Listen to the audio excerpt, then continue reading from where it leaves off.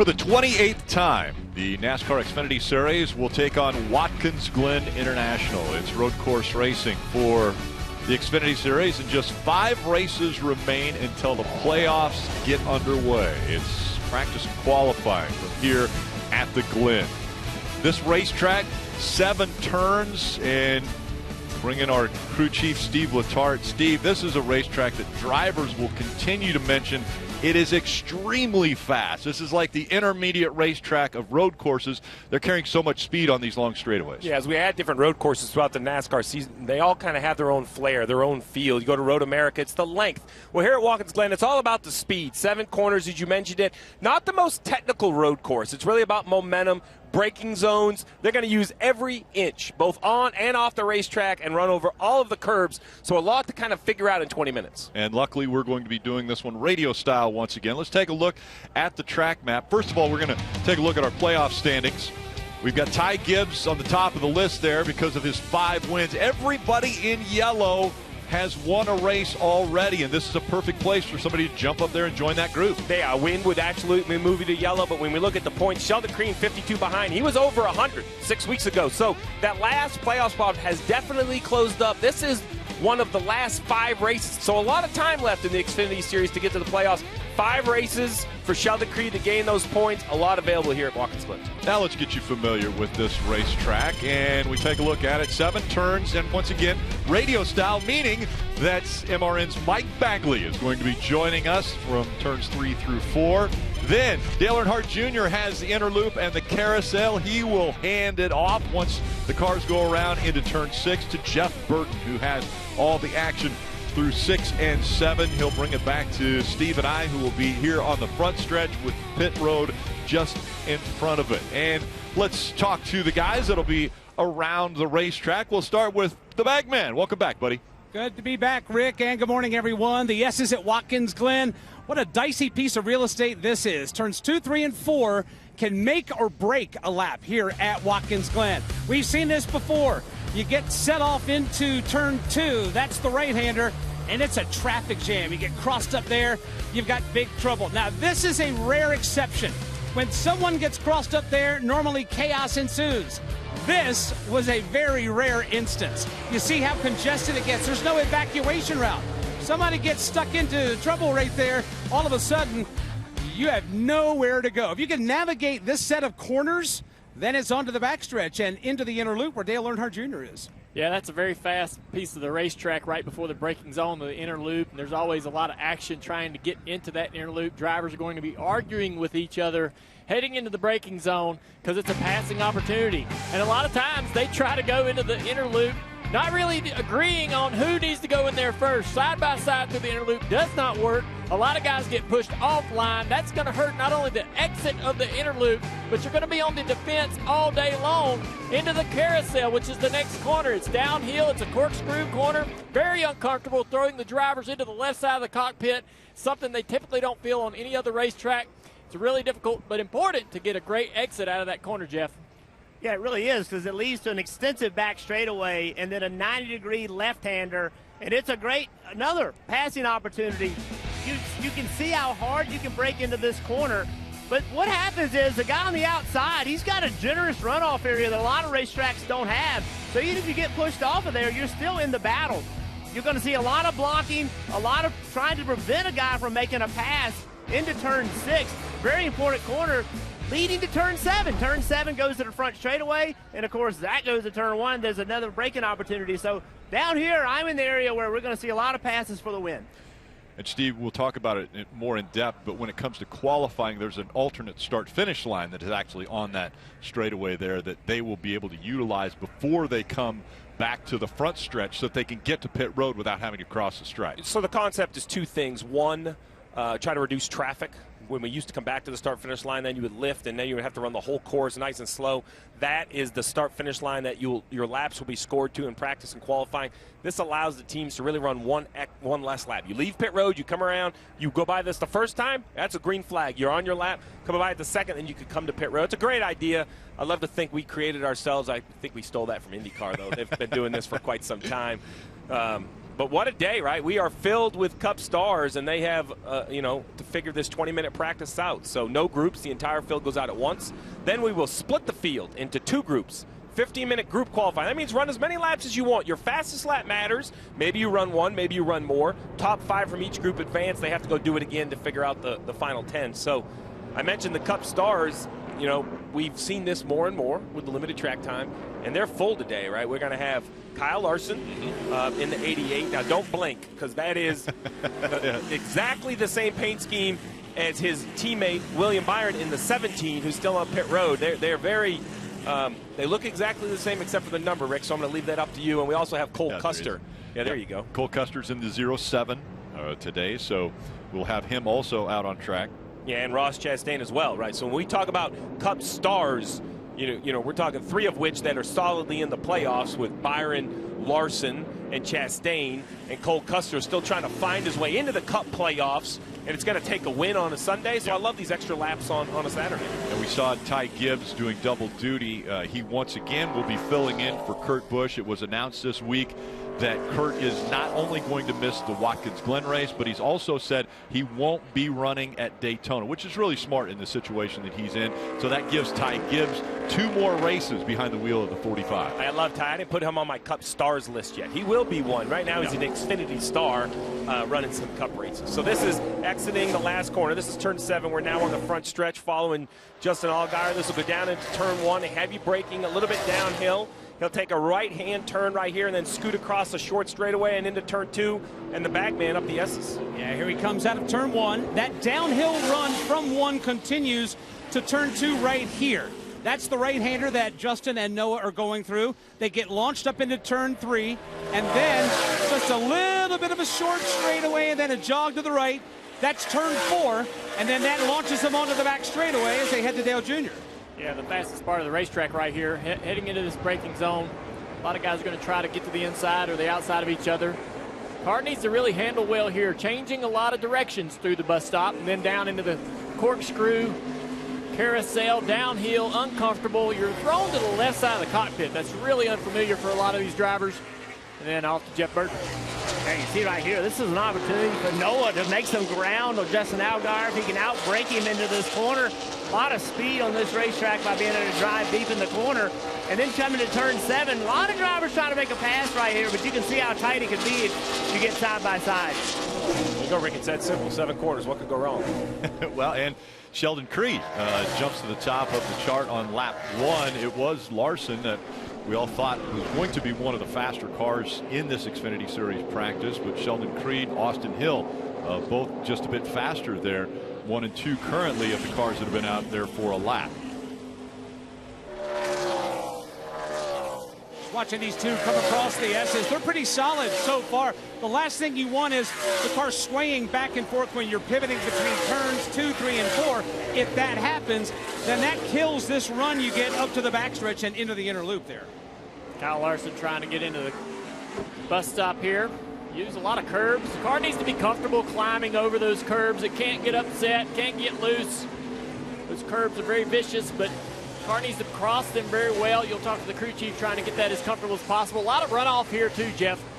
Yeah, it really is a lot of runoff. I'm curious for a guy like Kyle Larson using those curves you were talking about, how different that'll be in this Xfinity car versus the Cup car. You can see every opportunity he's got. He's put the car on the curb. Even right here in turn 7, the right side, right against it. How will this car behave differently than the Cup car? Be interesting to watch. Well, and I'm going to really watch right here into turn 1. This is the big passing zone. You see Kyle Larson move to the inside. That's downhill even more than it looks on TV. The back of the car very, very light, easy to wheel hop because now you have to climb back up the hill. Heavy front compression here in turn 2. See him gliding through turn 2 there and just easing through 3, just grazing those rumble strips. You don't want to nail them too hard. That'll upset the car, and then that'll set up for a good run. Coming out of turn 4, and you build up a lot of speed in the process. A lot of these guys trying to figure out the performance, the braking performance of their car. And it's important that that's good now, but also late in the race. You're going to push these cars deep in the braking zone. You want to save a little bit of that performance for late in the race, and they'll be paying attention to that. Yeah, one thing to note, too, that 88 car, Kyle Larson, even with all that traffic we were showing him in, he's P2 on the board. So you know he's got a lot of speed. You're going to have to deal with him today and later in this race, but the opportunity, Steve, for him to get some track time to make his Cup program better, it's just great to do it here. Yeah, no, it's all about time and understanding. One thing that is different, though, between the Xfinity and the Cup Series is the tires. I think we're going to have a little chat about that. Marty, how's pit road? How's this beautiful New York weather treat you out there? Oh, it's awesome, Steve. It's actually the rare time where pit road probably feels as good as the booth does. You know, very comfortable out here today on pit road. But, yeah, the tire's different here in the Xfinity Series versus the Cup Series. And, in fact, it's a new tire for the Xfinity Series machines, a much softer tire, which crew chiefs and teams are going to have to get used to. In fact, Steve, some of the data showed that they would be 2 seconds quicker on this softer tire. I don't think it's going to go that far, but certainly something the crew chiefs are going to have to use to. So with a softer tire, Steve, should that wear out quicker during the race too? That's something else you got to consider. There's a spin on the racetrack, Rick. Sure enough, the O2 is around. We talked about different drivers behind the wheel. Blaine Perkins making just his second start this week. Stay left. I don't see on your right. Yeah, any damage. No yellow, actually. Let's take a look. We just talked about how difficult the braking was into turn one. So as he goes down in here, yeah, you see it. It's just, you see the left rear tire. Look at the tire tracks. Yeah. I mean, that is exact. Those tire tracks are exactly the issue. You see it's not a solid black line like a tire sliding. It is skipping across the asphalt, and that skipping right there will take away rear grip right away. Then he kind of just backs across turn one, Dale. Yeah, and I think, Steve, that's something that will be different in each class as far as the Xfinity and the Cup cars, and how they struggle in the braking zone will look different. We don't typically see the wheel hop with the Cup car now with this new rear transaxle, and so you know, those guys will still struggle into the braking zones, but they slide. They lock up the rear tires now, where we're used to seeing this wheel hop issue in the Xfinity and Cup cars for so many years. Now, how about the move there by Daniel Hemrick?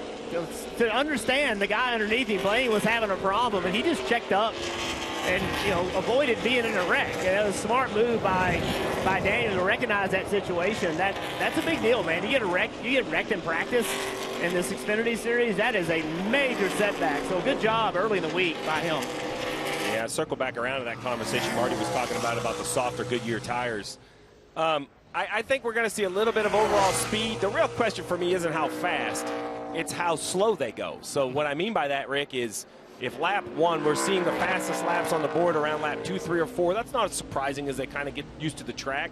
But Ty Gibbs, his fastest lap to the current lap is almost a second difference. And the reason I say that is because, you know, road courses come down to strategy, and it always is track position or brand new Goodyear tires forever. It's all about track position. Has Goodyear brought a tire that has enough grip that it loses grip on the long run? So I would say, you know what? Even though I can't stay on the racetrack in my fuel window, I'm going to come put some fresh Goodyears on this thing, because that extra grip, I'm going to drive back through the field. We haven't seen that before at Watkins Glen, so we will take a look at it. I love this onboard shot right here.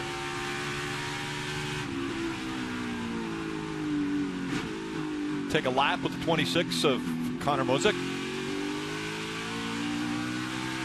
Here he comes out of one, downhill run into two. This is the right-hander. You hear him just nurse the gas right there. Drop the hammer, now sling the car to the left, ease it over to the left, and then let it glide to the right. That's a lot of good momentum right there coming out of turn 4 and up the back straightaway. Side by side, getting around a slower car here. Going to look forward and climb all over this first curb on the right. A little bit of wheel through the corner. Car's trying to move around on you as you're changing direction in the bus stop. Really patient on the throttle through the carousel, so you can really be aggressive on the drive off the corner.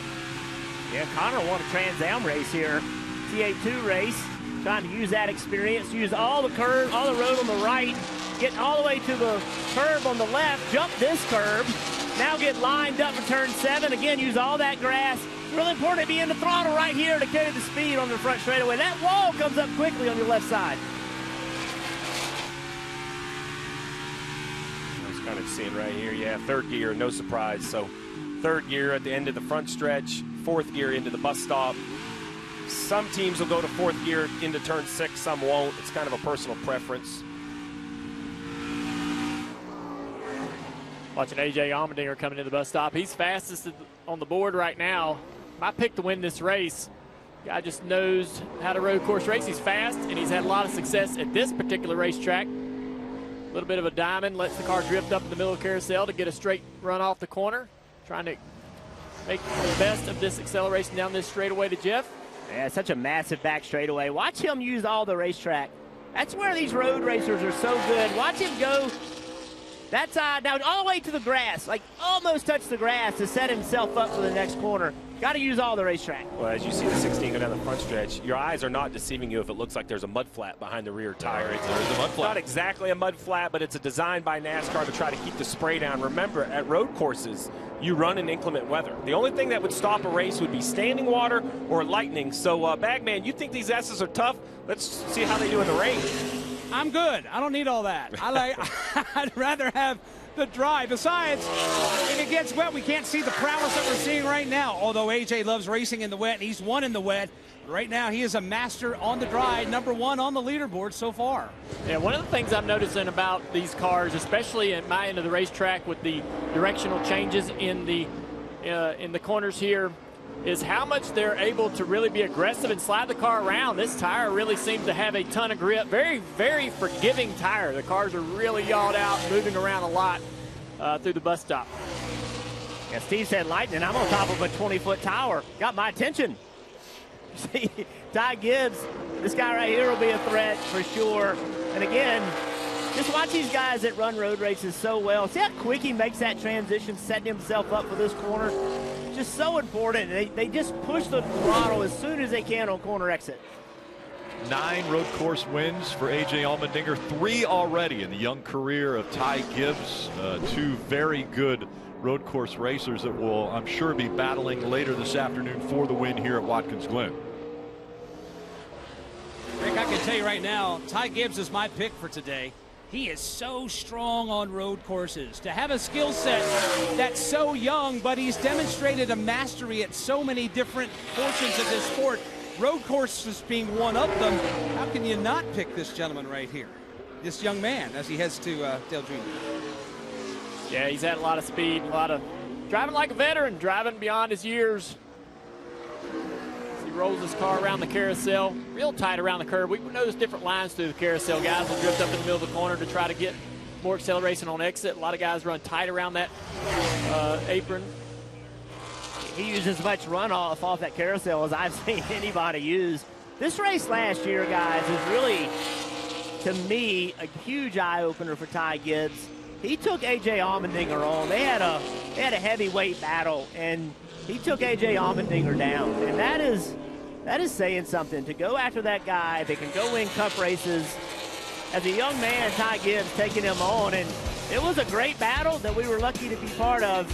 Just fun racing last year, and I expect to see more this year. Well, this was earlier this year at Road America. We knew it was going to be a battle between the reigning Cup Series champion, Kyle Larson, and Ty Gibbs. Larson makes a mistake. Ty Gibbs capitalizes on it, and Ty Gibbs beats Kyle Larson and is able to win at Road America. A huge win for the young man. We see him pull back into his stall. And there is the 17 of William Byron, another one of the Cup drivers that will be doing double duty this weekend. Yeah, Williams driving that car. It looks a lot like his teammate Kyle Larson. Sure to see both of them up toward the front. That should be a lot of fun for us. Try to tell these two apart as he runs up on the back of Jeff Burton. See those different lines. Jeff a little higher in the middle of the corner. 17 a little tighter around the bottom. Side by side now down this little run. Yeah, Williams got good speed. Steve mentioned earlier about the tire fall off. Only a second, about a second from his fastest lap. So, you know, after 9 laps, Williams got to be feeling good about his car. On board now with Jeff Burton, who's following William, and we just got a great view of pit exit right off that last corner. Just peel to the right, and now pit road. And another thing, so remember, this is backwards. This is driver left. Not the only place we see it now. Same at Road America. The other big thing, though, is as you see this 17, he just rolled over the start-finish. From about here on, it starts to go downhill. And that only matters, Rick, because if you try to roll those tires back to pit wall during the pit stops, gravity sometimes will prove that it's still the winner, and they'll start to turn left and go to pit exit. So always have to keep in mind and be careful not to have uncontrolled tires or a safety issue. Again, a limited number of tires in the Xfinity Series, so they're going to be a little bit cautious as to how much time they're going to spend on the track practicing before they get ready for qualifying. As we take a look at the 18 now of Sammy Smith on track.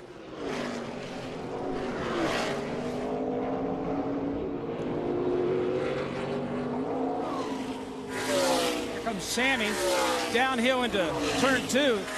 This young man knows a thing or two about getting around this road course. Did it well yesterday in the ARCA Menard Series race. Now he's going to saddle up for the NASCAR Xfinity Series race. Just again, smooth, and he's gliding through these corners. I think he'll be a fast race car today. Yeah, I've been watching him come through my part of the racetrack and making some mistakes, but you got to push this car. You really have to go out here in the limited amount of time you have and push the car beyond the limits. Find where the car can go and can't go and how much grip these tires have, and he's out here making that happen right now. Yeah, competitive speeds also. You look at the last lap he just ran. He's got really he's a top 10 speed for sure. Sammy Smith, young driver, 18 years old. Marty, guy's trying to work himself up the ladder. Yeah, and Bagman mentioned yesterday in the ARCA Menard Series race here, he dominated that race until the first corner of the last lap where he was taken out by another driver. The beneficiary, his teammate here on the Xfinity Series side. Brandon Jones wound up winning that race, but he certainly knows his way around this racetrack and came so close to winning the ARCA race yesterday.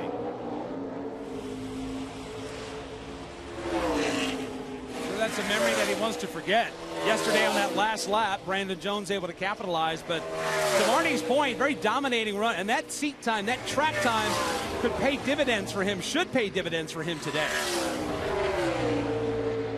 He's got 9 laps out there on the racetrack.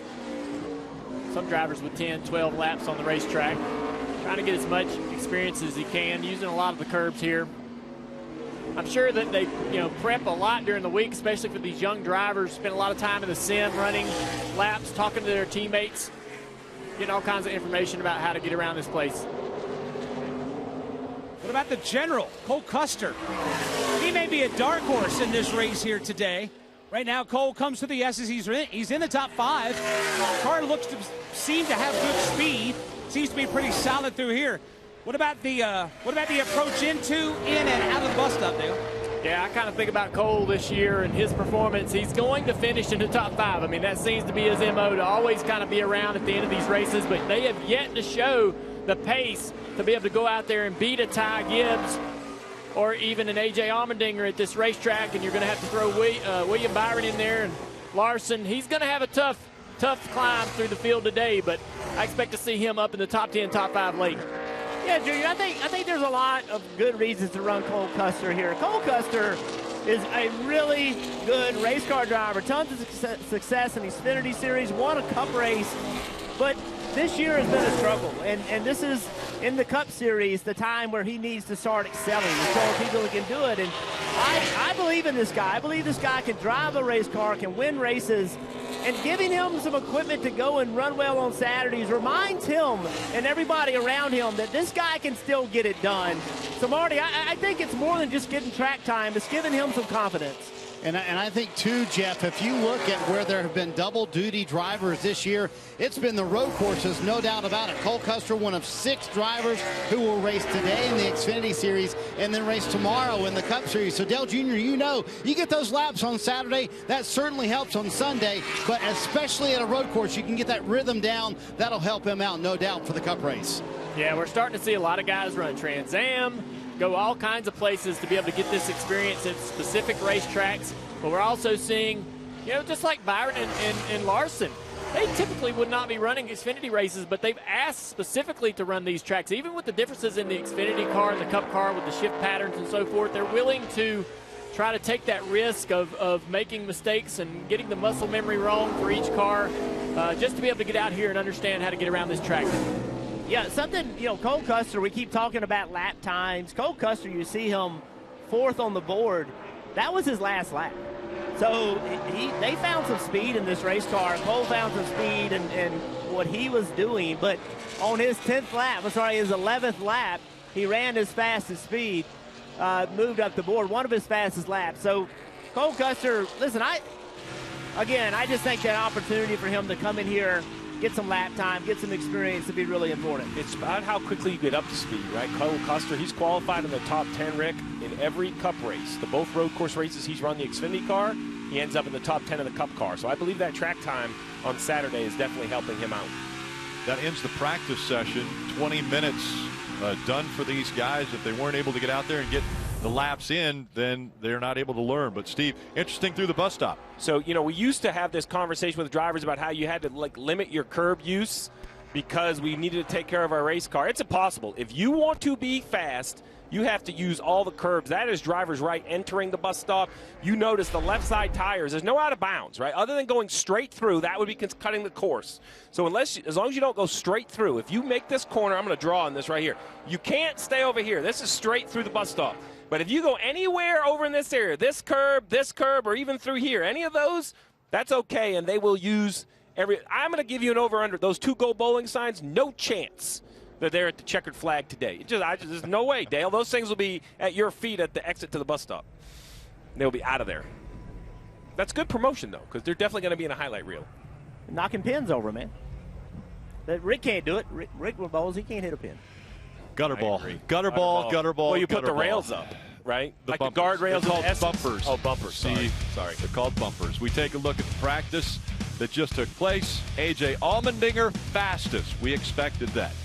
Ty Gibbs, he also is up there. William Byron, Cole Custer, Kyle Larson, the usual subjects. Sheldon Creed, we mentioned that battle for the points. He's the first guy on the outside. Good run in that 8 car showing speed.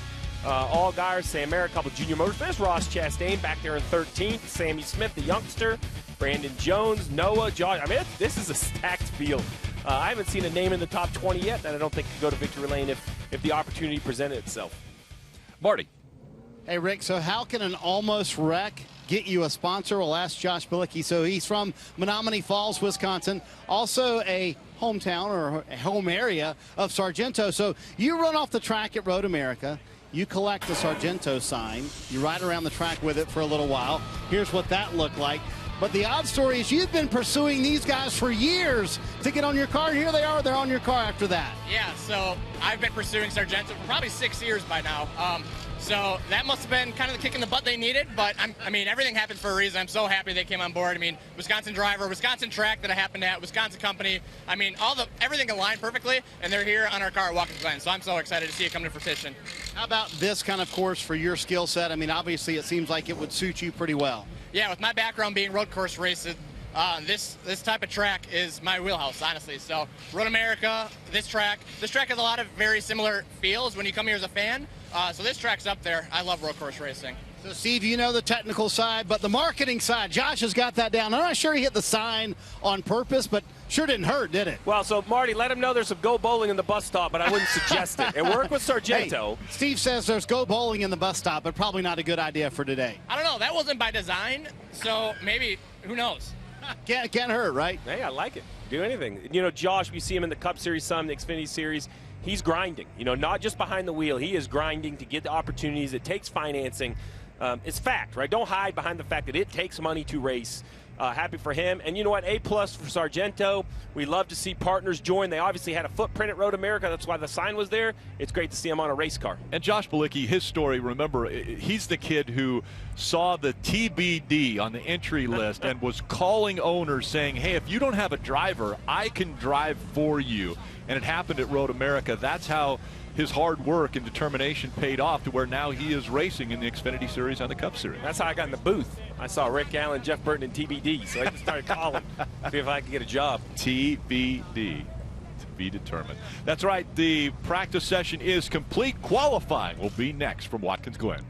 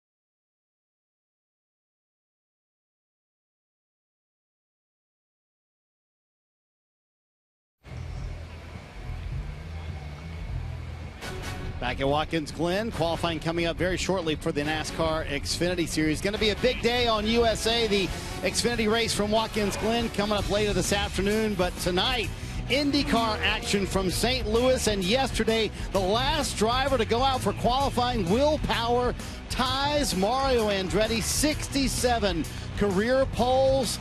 One more, and he will be the all-time IndyCar pole leader. Will Power told me a year ago, I don't think I'm going to get to that mark, but he did it here. He has been so impressive this year, and he's also currently the points leader in IndyCar. 3 races left, including tonight from St. Louis. Will Power now with a 13-point lead.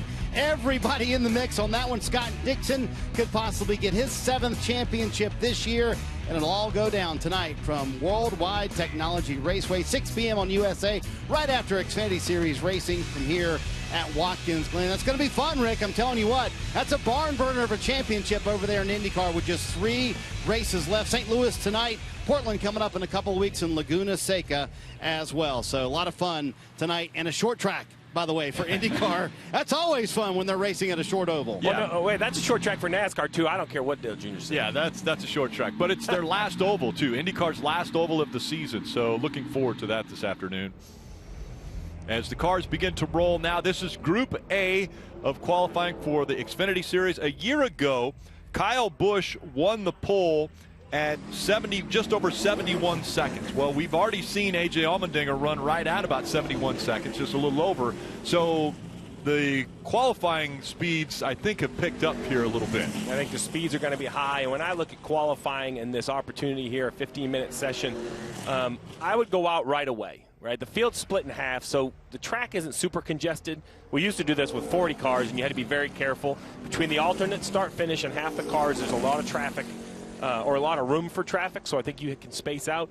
So if you think you can advance, I think you want to go out. You see A.J. Allmendinger, you see they're trying to warm up their tires by also keeping some of the temperature out. I think go early. That way, Dale, if you need to make a run, you have time to do it. Yeah, and this is an interesting thing for a lot of different drivers. Some of these guys without a lot of experience, or maybe, don't have the speed or the pace, might want to get close to a guy like A.J. Allmendinger. When I didn't feel like I was very good at getting around that certain track, or especially a road course, following one of these guys right here, maybe even only 50 or 100 yards back, it gives you a rabbit to chase, and you sort of go off of their braking, how much speed they carry into the corner, and really can help you improve your lap as opposed to running out there by yourself. Well, there you go, Junior. This is Jeb Burton in the 27. That car out front, the 88 of Kyle Larson. Exactly what you're talking about. I think on purpose he's trying to be close to try to chase that rabbit, have a little bit of a feel of how aggressive he's being. And again, the start-finish line on the front stretch is not the one they're going by for this qualifying session or practice. It's actually in between turn 5 and 6, that alternate start-finish line. That way they can get back to pit road without having to make another lap. They had to put it that far down because if you had it earlier, they would just be left of it. They wouldn't even be over it. And we'll see as A.J. Allmendinger will be coming back around here shortly. Find out what the mark he has set will be. I don't think anybody's going to be shocked that A.J. is not only the first car, but he's going to set a target fastest in practice. Such a renowned road course racer in anything he sits in. Cup, Xfinity, champ car at his time. There you go, a 1:11.51. Fastest lap turn today. Kyle Larson bests him. Now remember, the goal of this group is to be in the top 5. Top 5 advance and have the chance to do it again in the final Fast 10. Yeah, the pole will not be won in either one of these group runs. So, as you mentioned, they want to be top 5 so that they have a shot at the pole in round 2. No, but feelings can be hurt if Ty Gibbs, yeah, there you go, a 1:11.2. He's going to go ahead and put the stake in the ground and talk about how good that 54 is. New paint scheme. I'm getting used to it. Club Cadet on the side. I'm only going to look for the monster car 5 or 6 times. I'll probably only have Riley Herbst in the 50. It's. I love all the partners, but I like to practice for us, Rick. Kind of gets these paint schemes a little more noticeable. Sammy Smith in the 18. 31 chasing him right down. Myatt Snyder, I'm hoping they're finishing the lap. I don't think you want to be quite that close. And no, it looks like they're on this first lap, and Myatt is that close. Yeah, I don't know if I love this strategy. I love the idea of chasing someone, but Myatt is very good at the road courses, a lot of experience over in Europe. So as he goes in turn 1 and he's going to climb the S's in front of Bagley. Bagman, I don't know if I'm the 31 if I want to be this close to the 18. No, I'd want to fall back a little bit, just allow some wiggle room. And for moments like that right there, now he's even closer. This is turn 2, the right-hander. And Myatt Snyder, basically, in road course terms, tucked up under the Sammy Smith car in the 18. So they come across the S's, are fairly smooth. Myatt taking a little different line, a little lower line out of turn 4 there. Yeah, I think in this part of the racetrack, being this close, you can be the aggressor when you're the following car, but where Bagley is through the S's, it's a bit of an aero disadvantage to the 31. So I don't know if he just didn't time this out properly, or if Sammy Smith, for whatever reason, maybe was slower trying to get up to speed coming to the green than Myatt anticipated. Yeah, Myatt's lap, through all the racetrack except for turn 1 looked better than Sammy's. Remember, Sammy had that, kind of got really wide. I wonder if that wasn't a distraction for Myatt. Myatt's going to run another lap. Sammy's done. Myatt's going to try another one. Big slide there coming out of turn 7 onto the front stretch, and Myatt Snyder's going to keep digging. Well, Josh Bilicki currently in the 4th position. That 1:12.2 was his 2nd time lap. He stayed on the racetrack to run 2 laps. He was able to pick up. So we'll see if other drivers decide to do that, as Sheldon Creed now trends in the green early in his run. Now just now entering the front stretch, so only 2 corners in. That's going to be interesting, right? We knew the tires didn't have a lot of fall off, but Bilicki maybe had issues that first lap, or maybe just a little bit of rhythm, kind of hitting your marks down into turn 1. Big entry speed. Will he carry on exit? 0.4 of a second up so far, Marty, for Sheldon Creed in this 2 car. Yeah, and I'm wondering, Steve, talking to a couple crew chiefs down here, we've talked about this new tire that Goodyear's brought this weekend, but we saw William Byron's fastest lap be on lap 4. You've seen other drivers do it on lap 10. So would you be not afraid of making a second run, because it seems like the tires are not really falling off speed-wise much at all? I wouldn't be afraid to make a second run. Like I said, you had to be in the top 5. But if we didn't get a good first lap, if the driver missed his marks, if I can help him with car balance, we would make a second run. The real goal, though, is to do right here what the 2 is doing. You see green everywhere as compared to Austin Hill, the current 5th car. Sheldon Creed's going to easily jump up inside the top 5. Trying to figure out exactly where in the 4th position.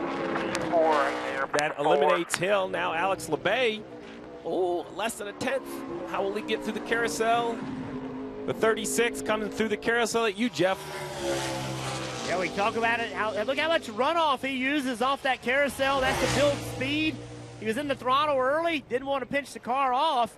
Just went past the alternate start finish line into 5th place, into that top 5. He's going to shut it down. I think, though, Steve, he's got to stay on alert right here. I think they got to get that car cooled down, get the air pressures reset, and then get ready to make another run, because I don't know that that's going to hold. I feel great about Gibbs, great about Larson, great about Allmendinger. I think they're just worrying about getting their car prepped for the final 10, letting the car cool just ambiently, just get the air around the brakes and everything. The Creed and Alex LeBay, I just don't know. There are talented drivers in the field and cars that I think can do it. One of them right here is Riley Herbst. He's currently 6th, so now he's going to try to make another run and see if he can improve on it. So this is another driver, to Marty's point. This isn't a second run, though. This is a second lap of the run that he's currently on. Yeah, Josh Bilicki picked up 0.6 of a second from his 1st and 2nd lap. So Riley Herbst ran a 1:12.1. He's currently trending at about a, 1:18.7. So this 2nd lap, wow, great time through the bus stop. Yeah, 1:11.7. So this will be faster than Creed if he can keep this pace up.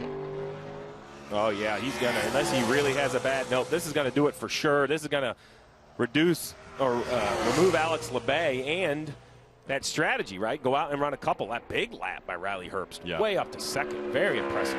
Pushes Allmendinger down to that 4th spot. So now it's Gibbs, Herbst, Larson, Allmendinger, and Creed.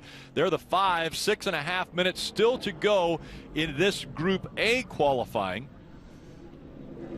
Drivers will still have a chance to get back out. And once again, once they cross the start line, that's when their time starts, and as long as they get there before the clock stops. So that clock has 6 minutes and 15 seconds to go. As long as they hit the start of their lap before that clock expires, that lap will still be good. Jeff? Yeah, hey guys, that's not a surprise run from Riley Herbst. Remember, he qualified third at Indy.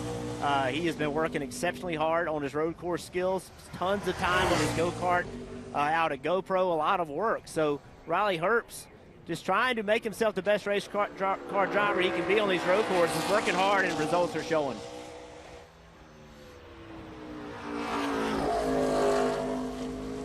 Brad Perez, the 25-year-old out of Hollywood, Florida, on the track now. This will be his first start if he's able to make the field.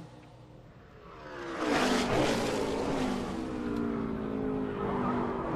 can almost hear the tires squealing as he gets to the bottom. Pretty good turn one, Bagley. A 10th up as he starts to climb the hill. Oh, but it just lost a little ground there as he got set up there for turn 2, and he's going to go in the red as he climbs the hill to 3. This is a young man that is scratching and clawing for every opportunity he can possibly get. Didn't make the Brickyard, but now he's back at Watkins Glen. But Dale Jr., he's got a lot of time to make up cracking into the top 5 here. Yeah, he didn't really get in the braking zone very well right there. Lost a lot of time there, just not able to really optimize the performance there. Had a really good lap going, though, the first half of this lap. Really pushing this equipment, pushing this car really hard. Looks like he's got a great bit of talent there if he can get the car to do everything he wants it to do.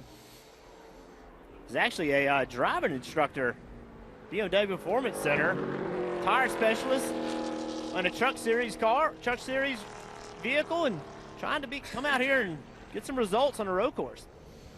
Had a couple truck starts already this year. One at Atlanta, one at Sonoma. As we switch over to Barrett here in the 47.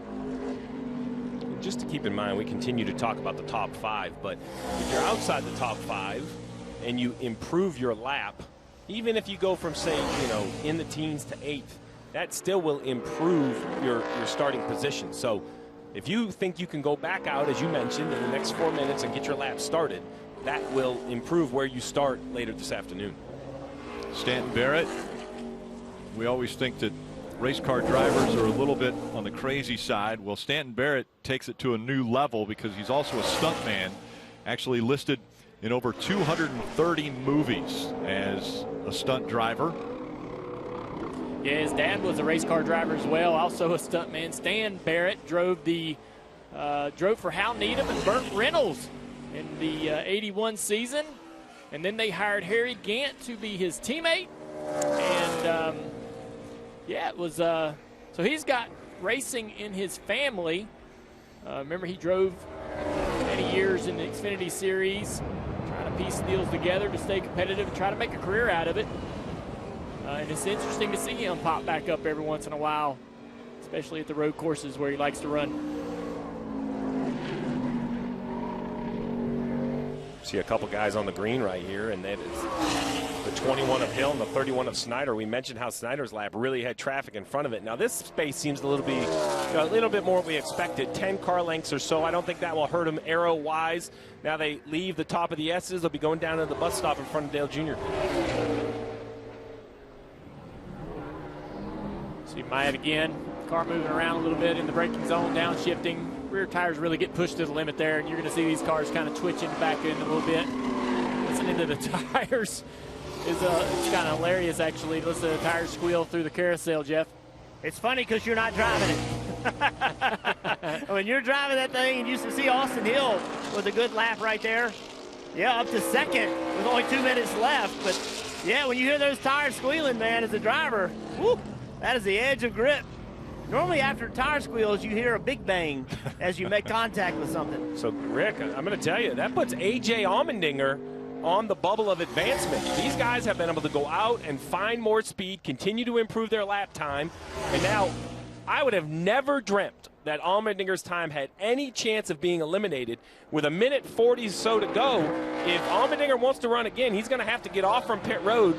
If not, he is basically leaving it up to Creed, who is on the racetrack right now. Can him or Sammy Smith eliminate A.J. Allmendinger? This is going to be really interesting as we see Sammy Smith exiting one, climbing the S's. Creed's in the green right now, Steve. He was right there flirting with what Allmendinger has put down as a lap. And they just sent A.J. Allmendinger. He was not planning on running again, but they said go hard, and he's going to have to make it to the line. I'm not sure he's going to make it to the line in time to make this lap count. I think he'll be okay because of the alternate start-finish, a minute left. I think he's going to be okay, but he's going to have to use some tire life to get there, and that's going to hurt him in that final round if he does advance. Creed in the green in the 18 had lost a little pace. Now I really believe it's up to the 2 car. The 2 cars in the carousel. He is very, very close. Oh, look at the slide. Oh, that's going to hurt him, Rick. Oh, that was the difference. I think he had a chance until the rear tires lost grip. Now, if you're the crew chief on the 16, you're calling him off. Lift, save some tires. Yeah, shut it down. Here comes the 16 right here, and now he's at speed. And I bet they're going to call this lap off. But now he had to go out, heat the engine back up, the tires back up.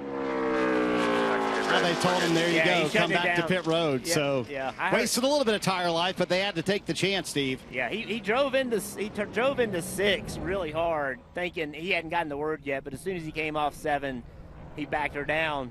I don't think that hurt him though, Steve. These tires, a little bit of heat in them. You know, got plenty of time with this second group to cool them down. I don't think that hurt it at all. Well, we will see. He's now advanced. He'll get to go do it again. Gibbs, Hill, Herbst, Larson, and Allmendinger are the 5 that will advance into round 2 of qualifying as soon as Group B has completed their qualifying session. Just outside and gave a valiant effort even on his second try was Sheldon Creed, Alex LeVay, Sammy Smith, Josh Balicki.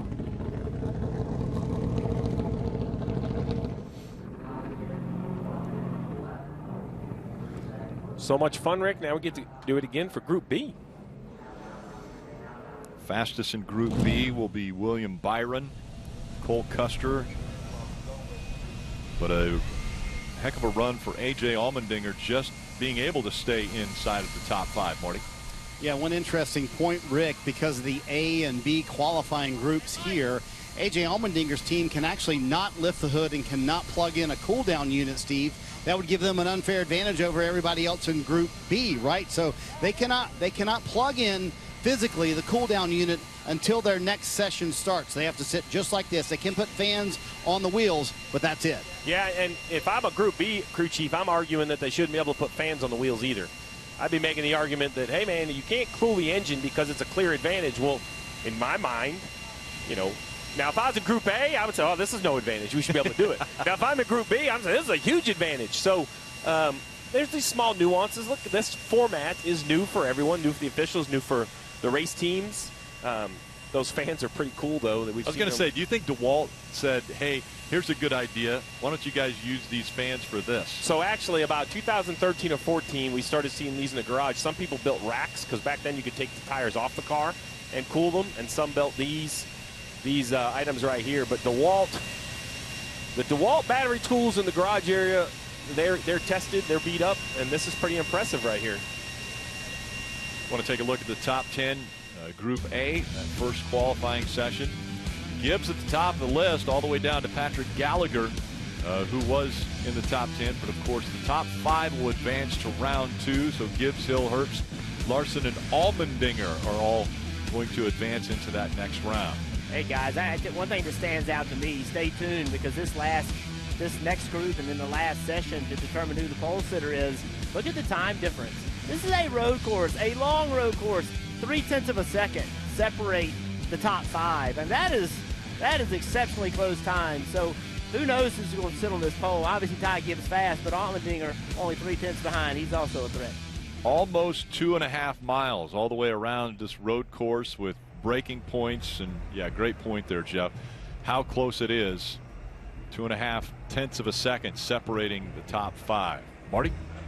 Impressive lap for Riley Herbst, as Jeff Burton was pointing out. So weren't we talking this morning and you saying, I never have a feel for this place, the tires don't work for me? Is this new tire maybe helping you out a little bit? Yeah, I don't know. I just also think the chemistry with our 98 Monster Energy Ford Mustang team, and having Richard Boswell and the whole team's confidence in myself, and having confidence in myself as well to go out here and run with these Cup guys, Cup stars, and try to put a good lap down, and hopefully we can have something for them in the second round. But I don't know. This field is so stacked here at the Glen, so we'll see what we got this afternoon. So you mentioned twice the Cup drivers and how stacked the field is. Is that intimidating as an Xfinity Series regular when you have a Cup Series champion like Kyle Larson, a former Xfinity Series champion like William Byron in the field? I don't think it's intimidating by any means, because hopefully one day, if I'm good enough, or hopefully I can race them on Sundays here at the Glen. So I want to go race them in my series and see where I stack up and see where I need to work. I mean, every day we're trying to get better and be better than we were yesterday. So hopefully we can give them a run for their money this weekend and see what this Mustang's got. Is there a way to quantify the improvements you guys have made on the 98 team and you personally at places like road courses? I mean, no, we don't really worry about that. Like, last year was rough for us, but we kind of knew it was going to be rough, and the outsiders thought we were going to win 10 races like Briscoe did or whatnot. So we kind of knew there was an uphill battle, but we kept our heads down and we believed in ourselves. And I don't know, hard work always pays off. There you go. Riley Herbst has been impressive. Third in Group A there, Rick. Group B firing up right now, about to roll on the racetrack. Yeah, we agree, Marty. Very impressive run for Riley Herbst.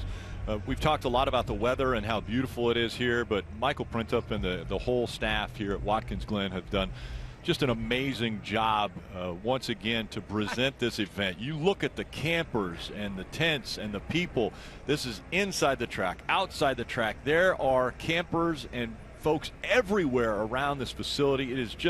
It's a gorgeous facility, a great place to watch a race. Oh, it truly is unbelievable. It's you know, most tracks you kind of get the campers lined up just around the racetrack. It's as far as you want to go. Yeah. There's campers everywhere. And I'm going to tell you, they are stacked for a great weekend of racing. We had cars on track yesterday. We have Xfinity today. We're going to see a little Cup practice. They're going to see a Cup race tomorrow. They've done a really nice job of making this a major event. It's circled on the calendar. Watkins Glen is a race-filled town. F1 used to race in this town. I mean, it's just unbelievable. I'm really afraid every time we send Bagley, Dale Jr., and Burton out to their purchase, they're going to pull up to one of these campers and, open a cooler and not make it all the way out, because there's a lot of great times being had out here. And I'm sure there's a lot of offers that go out to the three of them as they make their way out around this track. You assume we weren't. Well, we hope you enjoy yourselves as Group B now takes to the track, trying to put a little space in between each car so that they're not right on top of each other.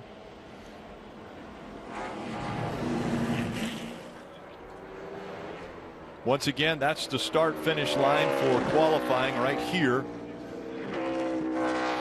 as they will be on the clock the second they trip that line. William Byron, Cole Custer, Kaz Gralla, Justin Allgaier, Sam Mayer, Ross Chastain, Daniel Hemrick, all fast in practice that are in this Group B. And I think qualifying here at Watkins Glen is as important as anywhere. It's just going to set the tone right, especially for someone like Daniel Hemrick as he climbs turn 2. Bagley, I think it's important for Hemrick to just get a good lap and start up front if he wants to have a solid day. Absolutely. And right now he's got clear racetrack. No obstacles ahead. The reigning champ is headed to the back straightaway. Headed to the bus stop here where the line is putting your entire race car over the first curb here. Changes direction back to the right and then to the left into the carousel downhill. Sweeping corner, just really uncomfortable for us oval racers to be slung to the left side of the car. Lots of runoff here. Getting speed up, heading to Jeff. Yeah, just crossed the alternate start finish line. Daniel Hemrick with a 112 flat. That's just a little over a second off with the speed we saw, fast speed in the first segment. So a little bit of speed needed. You see Jones with a 111.9. Cole Custer a half a second better right now than what we've seen out of Jones, and if that ends up being that way, if he keeps this time here, he'll be close to what we saw out of Austin Hill in that first group. There you go, 111.3. Now that's the first one that I think is feeling good about the lap time they put in. That won't be bested as people continue to run. Great job by the 07 and Cole Custer. William Byron, my goodness, 110.78. Welcome to Watkins Glen. He has run the fastest lap by a half a second of the entire day. Yeah, he's done. He can bring it back to pit road. Oh, man, you could get out. Get a cold water. Stretch your legs. You're done for at least the next 11 minutes. Yeah, that's an impressive lap that William Byron has posted as he brings the 17 back to pit road and to his crew.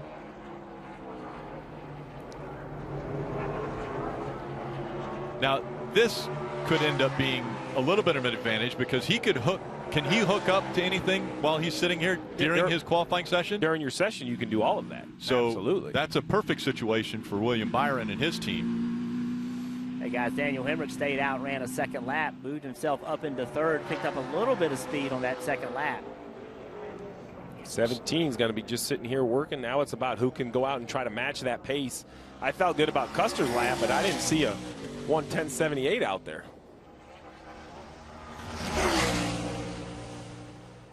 Andy Lally, very experienced road course racer. Back out in the 08. 47-year-old from Northport, New York. Doesn't run many Xfinity Series races. Sticks mostly to the road courses. This year he's done the same thing. Portland finished 17th. Road America, he was 14th. There's Ryan Sieg in the 39. About a second and a half off the pace now, and we're comparing to 5th. Marty.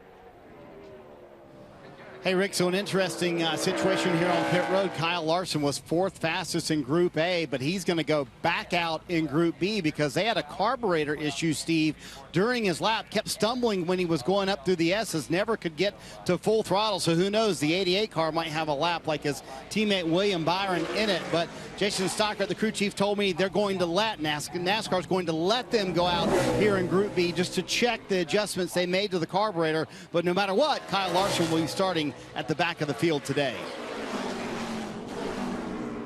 That's confusing to me because I don't know if he's going to run in this. This is Group B. I think he's going to have the chance to run in the top 10. Correct, yes. We're going to run one more time, and that's really for pit stall selection the next time the 88 goes out, knowing they'll start at the back today. Yeah, okay. That makes more sense to me. Yeah, not Group B. How about the final group? My head would have exploded. Second round. My head would have exploded if I was. Thank you, Rick. Second round. I'm getting used to it. All the terms, A, B, second round. Well, second round when I was a crew chief was on Saturday morning in like 1999. It was Dale Jarrett and I commiserate about that during Cup qualifying next. Look what Sam Mayer's doing here. Yeah, this lap. This is great. I mean, this is 0.6 over, 5th position, because that's what we're comparing to. Look at all the runoff out of the carousel. This is going to be a great lap by Sam Mayer. This Junior Motorsports Chevrolets, ovals, road courses, everything. 3rd place for Sam. And that gap is what I look at. So you see Sam at an 11.3, and then you see Hemrick at 11.8. That's concerning to me, right? If I'm Hemrick, I'm like, man, there's a half a second between me and 3rd. That tells me that some cars are going to have the chance to pop up in there. One of them, in my mind, would be this 9 of Noah Gragson. Let's take a look at his run here. So he's off turn 7 onto the front stretch. This is up to a 3rd gear on the front straightaway, then down into turn 1. Qualifying, maybe only 2nd gear. In the race, you could perhaps go all the way down into 1st gear. You turn right across the short straightaway into the S's and Bagley. You know, it's interesting coming into this race. Everybody's swept up about A.J. Allmendinger and Ty Gibbs and maybe some of the Cup interlopers. Junior Motorsports has largely been overlooked by Las Vegas. Noah Gragson was like plus 2,200 coming in. I think Vegas got this one wrong. I think this young man you need to keep an eye on right here. Yeah, the pace wasn't quite there in the abbreviated practice we had for this 9 team. Still not quite where they want it to be. You have to wonder what the balance issues are to limit the pace in the car as Gragson rolls around the carousel. A couple tenths off of Jones there in the 19 for 5th. Got a chance to run another lap here. That does not move him into the top 5. Be interesting to see if they go ahead and run another lap or if they shut it down to come in and let the tires cool off. That's what they're opting to do. They're opting to cool it down. Here's his teammate in the 7, Justin Allgaier. Justin, just a little wide there in the center of the bus stop. Still got some good time here on Jones in 5th, 2 seconds up. Can he make this exit work? Not quite as wide as a lot of guys. And you see the time stay pretty much the same. He's going to be able to do it. Drops Hemrick down to the 5th spot now. So Allgaier 4th, Hemrick is 5th. That jumps Jones into 6th.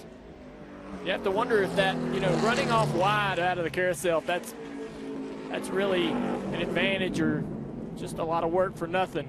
You see guys run different lines out of that exit. Back to what Steve's point was, see, coming to the green right here, Kaz Gralla. Back to Steve's point, William Byron at a 110.70. If you're Allgaier, you look up, you're a second off. Even though you're top 5, you're a second off. Where is that? Where's that second going to come from? That's what he and his team are going to be working on. We have to put it into perspective, though. That lap by William Byron is a track record. That's the fastest anyone in the Xfinity Series has ever run here at Watkins Glen, as Kaz Gralla works his way through turn 1. Still in the red, though, as he heads to you, Bagman. Yeah, he's trying to get back into the green. About 0.2, almost 0.3 of a second off that 5th place time set by Daniel Hemrick. He's basically just rocketing uphill through the S's. Here he is settling down into 4 and headed to the bus stop, still in the red, but making ground. We talk about the pace being quicker, the tire being softer. It's going to allow these drivers. We're used to seeing them hustle here at the Glen, slapping these cars around, but literally this is going to be a more physical race. These guys are going to have the ability, the cars will have the ability to push and run harder, faster laps. So I expect these guys to really be tested physically throughout this race, having to basically run qualifying laps every time. Yeah, look how close this is right here. Kaz Gralla just missed it by less than a 10th to make the top 5. He's going by me right now. He's still on the throttle. He's going to try to make it second lap here as he hits to the front stretch. Yeah, I think for Daniel Hemrick, he has some concern with the 48. He has some concern with the 8 of Josh Berry, who's out there. There are some cars that I believe could find that pace. Marty. So, Steve, here's the disadvantage of going late in the session. Noah Gragson, we saw his lap, and immediately Luke Lambert was on the radio, pull it in, let's cool it down. But they're only going to get maybe a minute of cool down time, Steve. I'm sure as a crew chief, that's not optimum what you would want if you were crew chiefing Noah Gragson this afternoon. Yeah, it's very difficult. You have to have the tape for the radiator set right and the brakes to determine how many laps you're going to run. And if you tape it up aggressively to try to do it in 1 and you have to come in and cool it down, you're going to have to be a little less aggressive with the tape. We see the 8 of Josh Berry, currently 14th. He's going to try to rerun, and already much faster than his first lap. We'll see if it's fast enough to get into the top 5. He is right on the edge as he enters turn 1. And the interesting thing about Josh Berry, Stevie, this is his first ever trip to Watkins Glen. And he's doing a masterful job so far. He's inside of the top 10 in qualifying. Looks pretty smooth. Just easing into turn number 3, that left-hander, and now back to the right-hander in turn 4. Josh Berry still in the red, but teetering on getting into the green. Yeah, this is a good lap for Josh. Watching him in practice, I felt the same way about his car as I did with Noah's, just not really having the pace, able to put the laps down. But the car looks smooth. The mistakes are minimal. As he heads down and puts the right sides right on top of the curb. 1/10 off. Not able to gain that on the corner exit here as he heads toward the line. Right there, you can see him cross the line, but just not enough speed. Josh Berry right now, 10th fastest. Hemrick's trying to improve on his own lap. Currently 5th. He doesn't want to wait to the end, so he's back on the track to improve. Yeah, and he feels threatened now. He's trying to go out and get a little more speed there in that car. And he climbs the hill into the S's. Again, I like how Dale Jr. describes it, kept the mistakes to a minimum. That's what Daniel Hemrick just did in the S's. Question is, can he keep those to a minimum in the bus stop? It's Hemrick versus Hemrick. We head into the bus stop, the braking zone. About the same pace into that braking zone as before. Maybe lost a little bit in the change of direction back and forth. The switch back into the carousel. Going to push a little bit harder here. Try to make that back. You know, you notice it and feel it inside the car when you don't get through that bus stop, and then you try to improve or make that mistake and then make it back in the carousel, sometimes pushing a little too hard.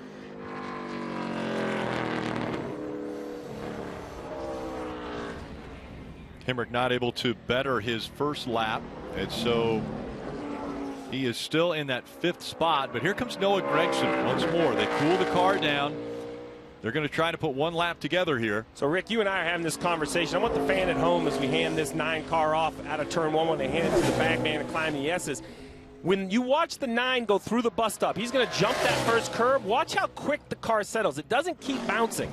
The suspension settings on this 9 car, I think, are really good for racing, and it's going to allow him to use all those curbs, Bagman, all day long. Well, let's see how he negotiates this one here. The first one, turn 2, the right-hander.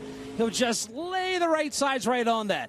Good little pivot point right there as he comes across turn 3, and he looks like he's got good speed. leaving turn 4. Still needs a little more, but now he sets up for where he can really make up some time. And, you know, with that alternate start-finish line, the lap's almost over at this point. Just a few more corners to be able to make up the lost time. And he does gain a tenth through there. Tries to gain a little bit more. Can he? He pushed hard into the carousel there, gained a little bit more. Can he keep it?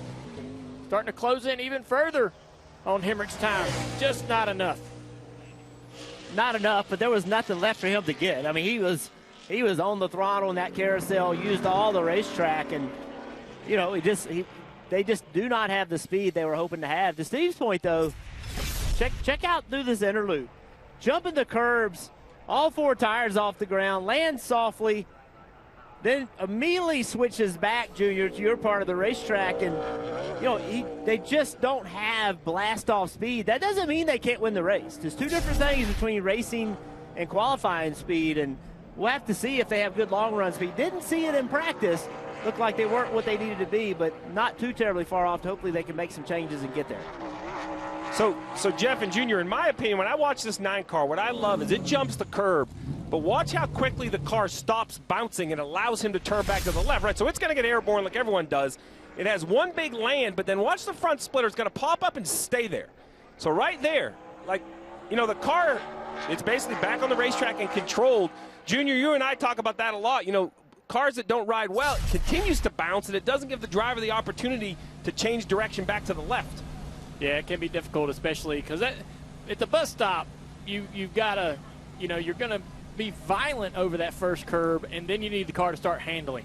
And if it's bouncing, if it's sliding, you can't do anything but wait for that to stop before you can make any input. And but I think with this tire, there's so much grip. I mean, watching these guys run around here, they are just, you know, it's just like a very, very soft tire. It's, you know, there's not a lot of big mistakes. We haven't seen anybody overrun the bus stop. We haven't seen anybody spin out of the bus stop. The type of mistakes we typically see randomly in practice, we're not seeing today. I think this tire is making it very forgiving for the drivers, and it's hard to find that other 3/10 or that half a second. It's hard to find it. Yeah, you mentioned tenths. Take a look at right now. This is the 10 that will go on to round 2. So Ty Gibbs, Austin Hill, Herbst, Larson, and Allmendinger from that first group. And then William Byron with a new track record, fastest in Group B. Custer, Mayer, Allgaier, and Hemrick will all move on. It's impressive. And to Dale's point, today's race is 82 laps. So when you talk about, you know, it's only 8 laps shorter than the Cup race. So these 10 guys right here, if they can, you know, keep it up front, it is going to be qualifying lap after qualifying lap all day long. So the question is, William Byron has the standout time. You know, that was good. Now you got to go do it again. That one doesn't matter. That's no better than Hemrick or Allmendinger, who are the last cars in, right? These times are erased. You don't have a head start anymore. So it was an amazing lap. Does the car have it in it twice? Or does someone like Ty Gibbs, did he save a little car? You know, did he say, you know, I don't have to be 10/10 to go out here and enter the top? I'm so confident I'm going to run 95%. He has a little left. We're getting ready to see. So William Byron was fastest in Group B, but as Jeff Burton had pointed out in Group A, just how tight it was. Remember, this is almost 2.5 miles of a road course. There's braking, acceleration, turns left and right. And Group A was separated. That top 5 was separated by about 2.5 tenths of a second. Well, Group B, places 6th through 10th, those 5 spots were separated by less than 1/10 of a second. 5 guys, less than 1/10 of a second, separating 6th through 10th. That's incredible that guys could run that close together, and still they're on the outside, so they don't get to go to round 2. No, they needed a 10th the other way, and they're going to ask themselves over 7 corners where a 10th of a second. You know, Noah Gregson, to your point, 11/100ths quicker, and he's up in 5th. And Marty, I know when a driver plays back 1/10 over a 7-turn road course, there's a lot of things they probably want to try again.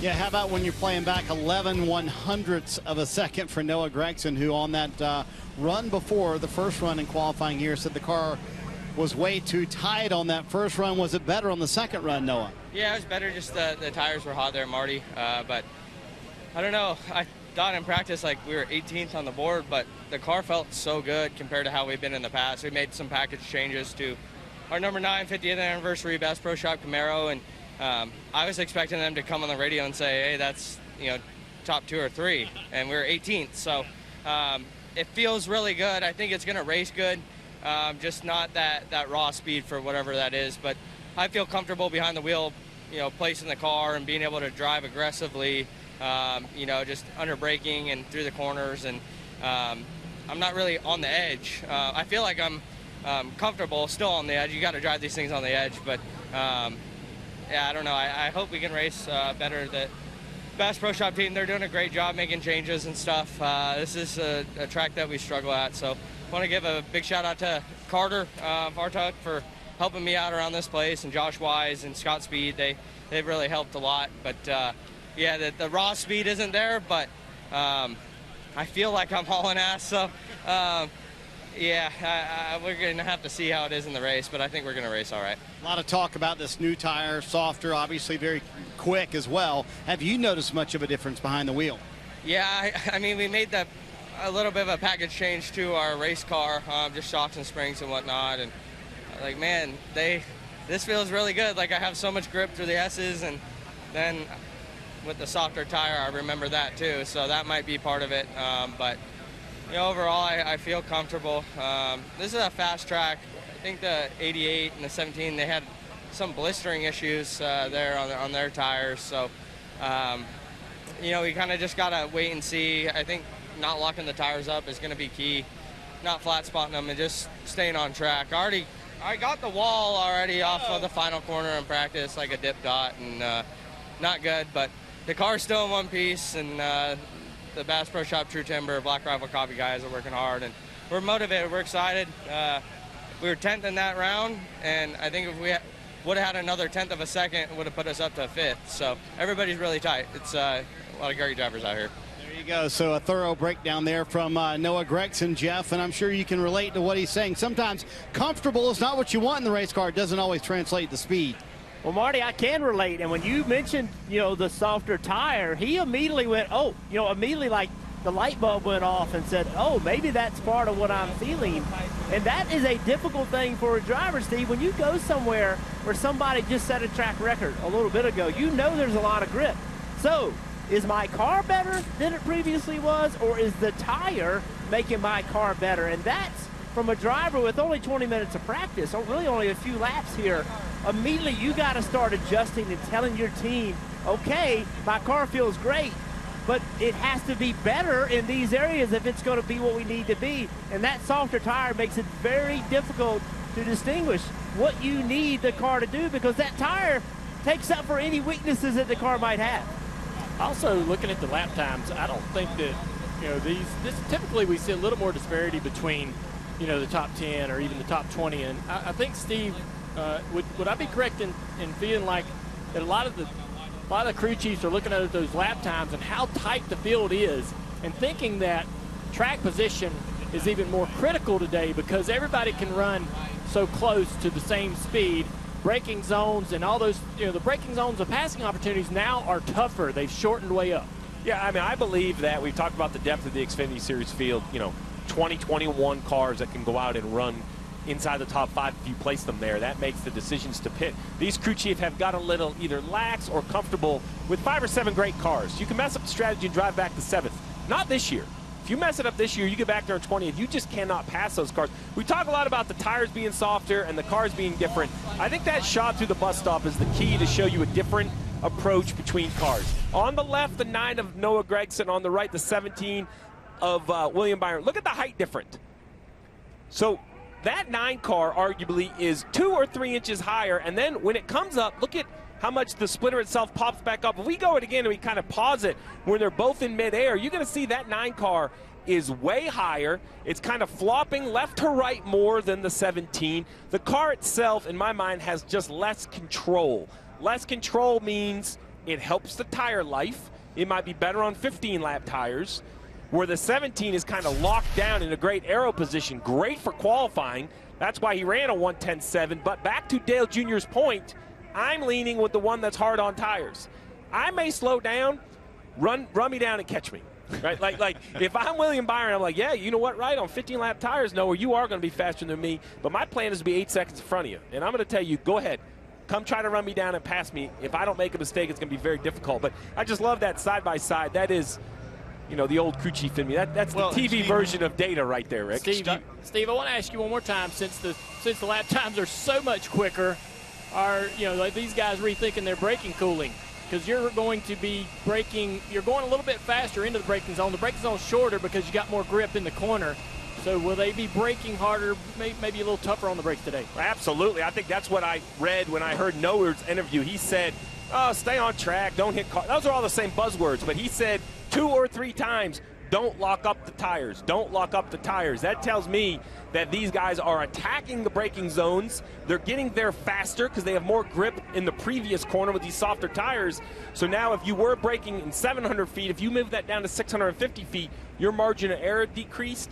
And if you lock up a tire, he knows you're going to have to come to pit road, and that's going to completely, your crew chief's going to be very upset because now you've killed his strategy. So coming back to you as a crew chief, we look at, and you just showed us a comparison of the 17 and the 9. Really, they're in the same family with the Junior Motorsports Hendrick kind of association.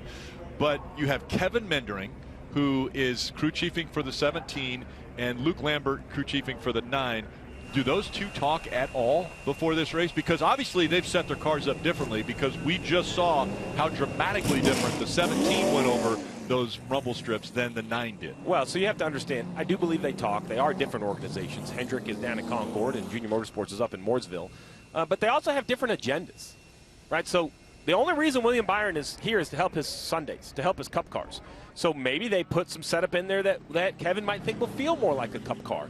Maybe there's some comfort for William Byron with that sort of thing. Where the 9, maybe there's, these aren't robots behind the wheel, Marty. I know we want to make them all the same, but you still have to put in what you think is right, but also what matches your agenda for the day. Well, can I add one more thing to your agenda, Steve, to tell your crew chief stay off the curbs? That's what William Byron was told. Check out this. It's the left rear from William Byron's car during practice. Look at that blister. We heard Noah Gregson mention some blistering for both William Byron and Kyle Larson. That's the blistering he was talking about. I did check in with Kevin Mandering, and I said, what does NASCAR say? He said, they told William to stay off the curbs. That'll solve that. So there you go. How aggressive do you want your driver to be, Jeff? How aggressive do you want to be behind the wheel? Is it worth that much of a blister? Stay off the curbs. That's not an option. I mean, I don't.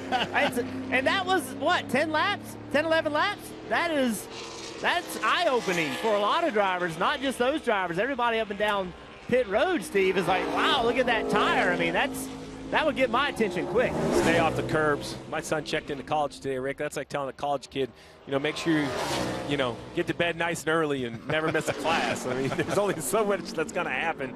Daniel Hemrick down into turn 1, already under the green flag. Because remember, we kind of get that over on the backside of the racetrack. He's going to turn up turn 2 in front of Bagley. All right, first customer up here in the top 10 is Daniel Hemrick. Here he comes up to the S's. It's turn 3, the left-hander.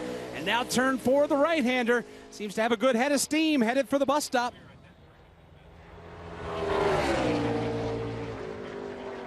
Down in the braking zone here. Watching Daniel use those curbs. Hear the engine roll over the curbs. Revs jump up. His car kind of gets a little bit of air.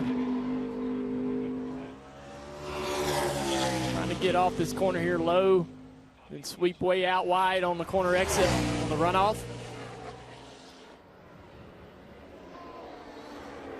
Yeah, 112. I don't think that's going to be what he was looking for right there. First lap, he shut it down. Larson way faster at a 1:11.84. Oh, actually, it's Gibbs now that's jumped up to a 1:10.84.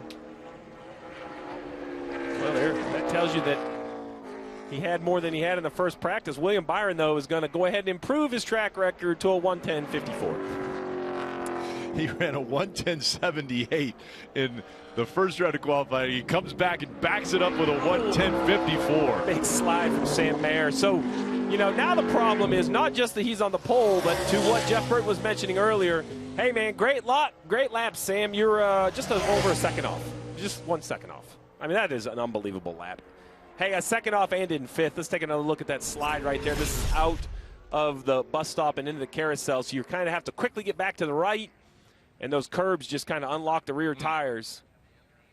And that's really dirty out there. I mean, it looks clean on the screen, but there's a little bit of dust and dirt and debris offline a little bit, so you can't really just grab the wheel and get back in the gas. And again, you're kind of downhill, tipped over on the left front. The right rear is off the ground, no grip. So you've got to really wait on that slide to correct before you can really attack the rest of the corner. That would have probably cost him several tenths, maybe a shot at third, fourth position. Hey, Junior, that all starts at the entrance of that bus stop. If you can get your car positioned so that you're straighter leaving that bus stop, then you're not asking as much of the car. And that's a lot of the position of the car, the amount of speed entering turn, the entering of that bus stop. But, the exit of that bus stop all starts with the entry. You want to be as straight as you can when you're leaving. So those rear tires are taking the power equally. Drivers, I want to pose this point back to you. William Byron, very established and a great Xfinity Series driver. Now he's an exceptional Cup Series driver. William Byron put 2 laps together that were faster than anyone has ever run here at Watkins Glen, and he's never won a road course in the Xfinity Series. I mean, that's very impressive to do that back-to-back 1 lap. Yeah, I think you can thank that tire for all that performance, because that thing is providing a lot of grip out on this racetrack, but also an incredible race car that Hendrick Motorsports has brought to the racetrack. There's some collaboration between Hendrick and Junior Motorsports over this car, but basically once Hendrick gets the car, they set it up, put shocks on it and everything how they want to do, and they're able to go out there and really be able to put the pace down. Shows what kind of resources and how deep that organization is to be able to just show up at a road course in the Xfinity Series and dominate. It's been impressive for the 2 laps that we have seen him put up. Now Riley Herbst, this will be his first lap of this second round. It's hard, right? Because you see 7/10 off and you think that's an issue, but 7/10 off is a chance to beat top 3. Just popping up in the green, the 16 of Allmendinger just starting his lap, so he still has a ways to go. So right here, we're going to see Herbst out of the bus stop, about a second off. So we'll flip over to the 16 of Allmendinger, heading down into turn 1, only 2/10 off.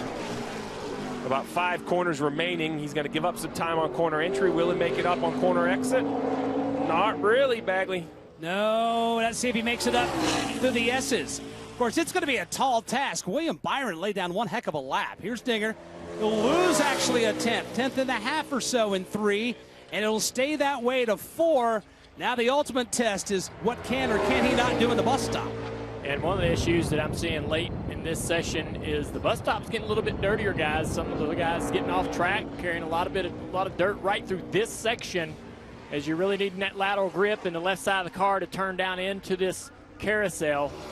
A little bit of dust and lack of grip is going to make it difficult on AJ. Yeah, what I've seen all day long and in practice and in qualifying is AJ has his hands full today. We know how good he is, but sitting there 4 fastest right now, did not look like in practice he had the best car by any means.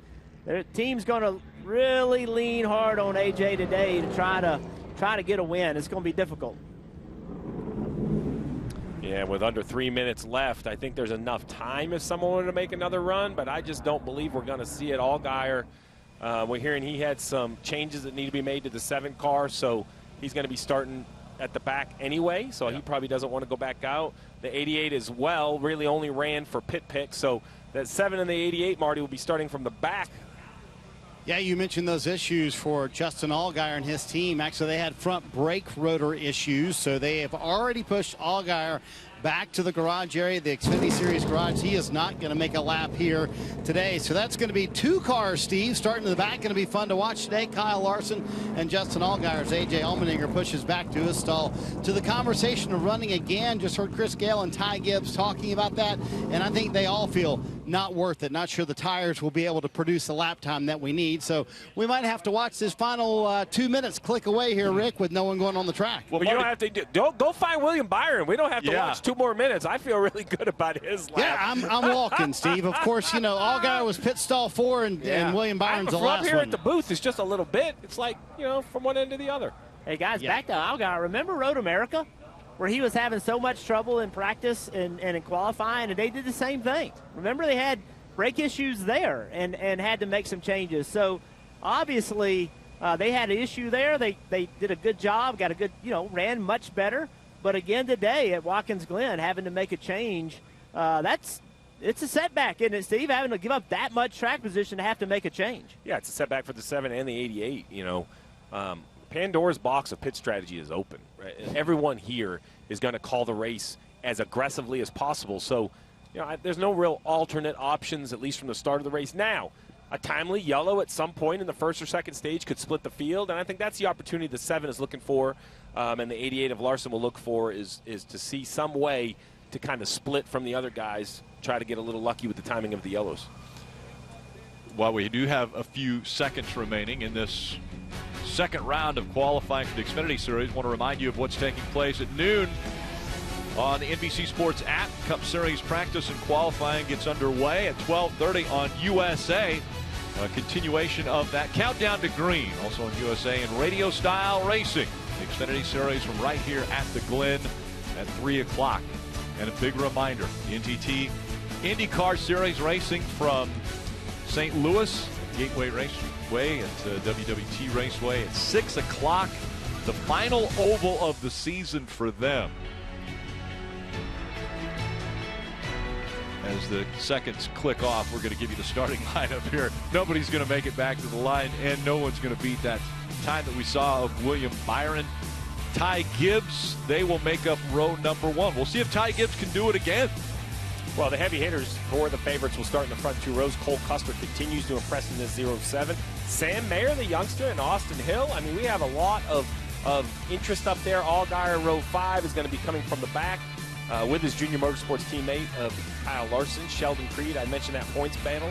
He's going to try to figure out Ross Chastain in that 92, giving that 92 a good run. Noah Gregson also back there in row 8. Josh Berry mentioned that he hadn't run here before. Remember last year it was kind of a hit and miss season for him. He wasn't running the full season. He won himself a full-time ride with Junior Motorsports this year, so it'll be his first start here at Watkins Glen. Stephen Parsons back there in row 12. Kyle Weatherman, another good run in that 34 car. Jeff Burton back in row 14. We see Brandon Bound, row 15. Myatt Snyder, I thought he would have qualified a little bit better. Had a little bit of traffic issues there in qualifying. I think it hurt them as well.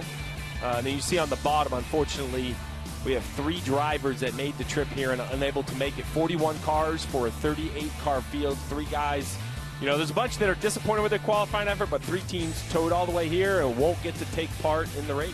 Let's hear from the pole winner. Marty? Well, we had to sprint to catch him like everybody else is going to have to. William Byron on the pole today. Did you think there was that much lap time in that car? I don't know. We guys at Hendrick Motorsports, and everybody on the HendrickCars.com Chevrolet's done a really good job. So, yeah, it was a fun lap for sure. We had a fun practice. I knew kind of the way it felt in practice. I was like, man, it feels good. Like I think this thing's got a lot of potential. So, just happy about that. And obviously busy schedule today with the Cup stuff too. But thanks to Mr. Hendrick for putting this together. He wants this one bad. So hopefully we can go get it for him. How important are the laps today to help you tomorrow? I mean, this race only 8 laps shorter than the Cup race. Yeah, they're both long races. Obviously remembering that I'm in an H pattern shifter and not to pull back off the carousel and vice versa with the Cup car. But it's good laps. I haven't won a road course race and I've been fast, but I need to work on my racecraft. So hopefully today is a good step. Saw the blistered tire from practice. They said stay off the curb. So how hard will that be to tell yourself mentally, I got to keep off the curb so I don't have a tire like that? Yeah, I mean, I think it's just fresh track, and that's what I'm telling myself at least. So I don't know. You got to run it for all it's worth, and hopefully the tires hold on and we can have a good run. So definitely good so far.